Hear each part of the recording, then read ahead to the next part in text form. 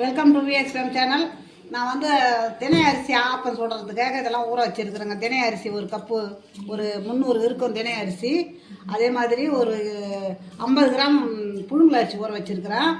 ஒரு 2 ஸ்பூனு உளுந்து ஊற வச்சுருக்குறேங்க. இதெல்லாம் ஏற்கனவே ஊற வச்சு ஒரு 4 மணி நேரம் ஆகுது. ஊற வச்சுட்டேன். அதுக்கு சாதம் ஒரு கப்பு சாதம் எடுத்துருக்குறேன்.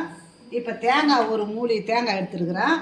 இப்போ ஒரு 2 ஸ்பூன் பச்சை அரிசி ஊற வச்சு அரைக்கணும். பச்சை அரிசி தேவையில்லை, மாவு இருக்குதுன்னு ஒரு 2 ஸ்பூன் மாவை ஊற வச்சுருக்கிறேன். இந்த மாவு எதுக்குன்னா, நம்ம சோடா உப்பை போட தேவையில்லை. சோடா உப்பு போட்டு ஊற்றவே தேவையில்லை ஆப்பத்துக்கு. இந்த மாவை நல்லா நீர்க்க கரைச்சி கடாயை வச்சு கடாயில் தொழவி அது கட்டியாக வர பார்த்து இந்த மாவில் போட்டு கரைச்சிட்டோம்னா அப்படி ஒரு நல்லா இருக்குங்க. நல்லா ஒரு சாஃப்டாக இருக்கும் ஆப்பம். அதனால தான் இப்போ இந்த மாவு பச்சரிசி மாவு ஊற வச்சுருக்கிறேன். இதை எல்லாமே ஒன்றா சேர்த்து அரைக்கணும். அரைச்சிட்ட பிறகு இதை வந்து நல்லா கடாயில் தொழவி அது கூட சேர்த்து கரைக்கக்குள்ள நான் காமிக்கிறேன். அரைச்சிட்டேன் பாருங்கள். மாவு அரைச்சி ஒரு பவுலில் ஊற்றி வச்சுருக்கிறேன். இப்போது இந்த பச்சரிசி மாவை அதில் ஊற்றிக்கலாம். கடாயெல்லாம் அடுப்பு வச்சுட்டேன். ஊற்றி இதை மாதிரி தான் நீர்க்க இருக்கணும்.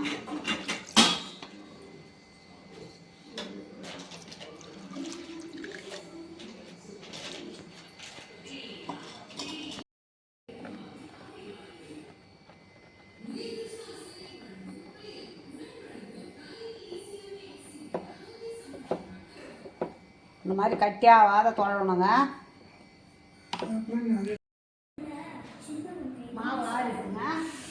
இப்போ இதுக்கு தேவையான உப்பு போட்டுக்கலாம். தேவையான உப்பு போட்டுக்கலாம். இந்த மாவு ஆறிடுச்சு, நல்லா ஆறிடுச்சுங்க. இப்போ இதை கொஞ்சம் எடுத்து போட்டுக்கலாம். இதுதாங்க இப்போ சோடா உப்பு இல்லாத எல்லாம் மெத்துன்னு புசுன்னு ஆப்பம் வர்றது. அதுக்காக தான் இதை மாதிரி இப்போ இதை நல்லா கரைச்சிக்கலாம். இது சோடா உப்பு தேவையில்லை. நாளைக்கு காலையில் நாம் ஆப்பம் ஊற்றக்குள்ள மெதுன்னு இருக்கும் ஆப்பம்.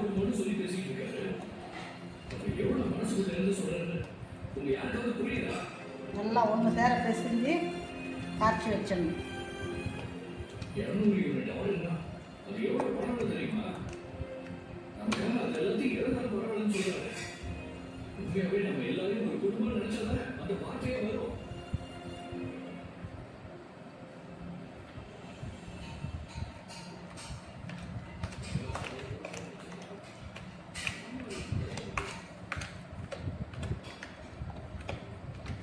சிறுதானியத்தில் தினை அரிசி ஒரு சத்தான ஒரு உணவுங்க இது.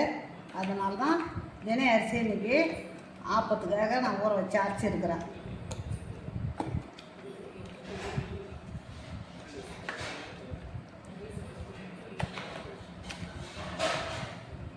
இதெல்லாம் டயபெட்காரங்கெல்லாம் சாப்பிட்லாங்க. இதை மாதிரி அவங்களுக்கு தான் இதெல்லாம் முக்கியம்.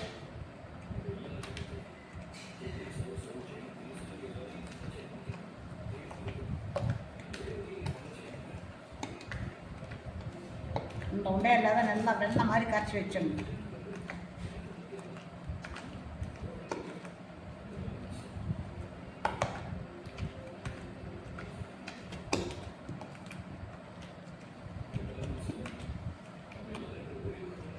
இதாங்க அப்படியே கரைச்சி மூடிடலாம்.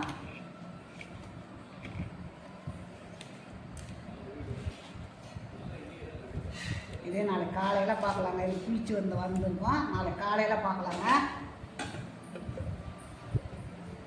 முடியாச்சு.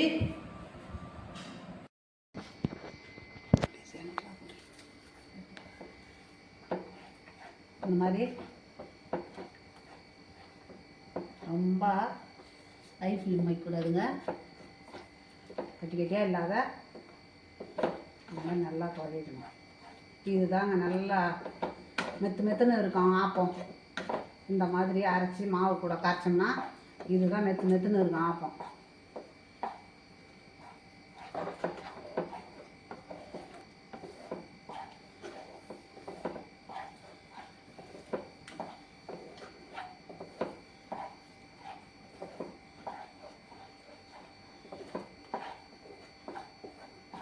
அவ்வளோதாங்க.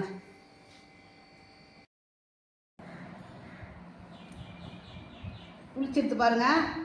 தினை அரிசியை அரைச்சி போட்டாலே ஆப்பத்துக்கு நல்லா புளிச்சு வந்துடுது பாருங்கள். இதை மாதிரி தான் இருக்கணும். நல்லா புளிச்சிடுது. இப்போ நம்ம ஆப்பம் ஊற்றலாம். ஆப்பம் ஊற்ற ஆரம்பிச்சிடலாம். இப்போ ஒரு ஸ்பூன் அஸ்கா போட்டுக்கலாம். ஏன்னா அது நல்லா ஸ்க்ரீப்பாக இருக்கிறதுக்காக. அவ்வளோதாங்க.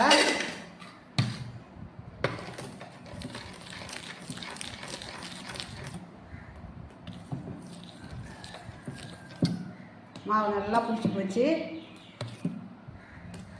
தினை அரிசி ஆப்பம் சிறுதானியம்லாம் இந்த டயபெட்காரங்க இது மாதிரி சாப்பிட்டாங்கன்னா அவங்க உடம்பு நல்லா நார்மலாக இருக்குங்க.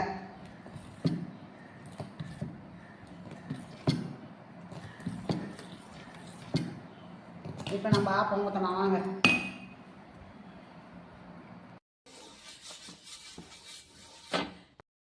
பக்கத்து வீட்டில் வாங்கிட்டு போயிட்டாங்க. அவங்க எங்கே போயிருக்காங்கன்னு தெரியல. அதனால் தோசை கல்லி வச்சுட்டேன். ஆப்பச்சட்டி வைக்காத தோசை கல்லி வச்சுட்டு கேட்காதீங்க.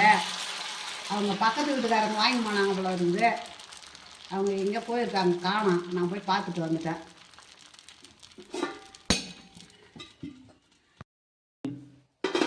எடுத்துடலாங்க.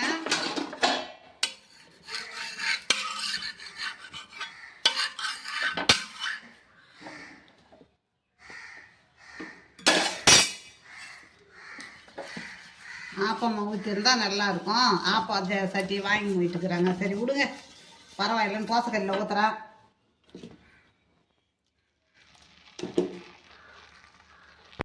ஆப்பம் ரெடி ஆகிடுதுங்க. இது பிடிச்சிருந்ததுன்னா எனக்கு லைக் பண்ணுங்கள், கமெண்ட் பண்ணுங்கள், சப்ஸ்கிரைப் பண்ணுங்கள்.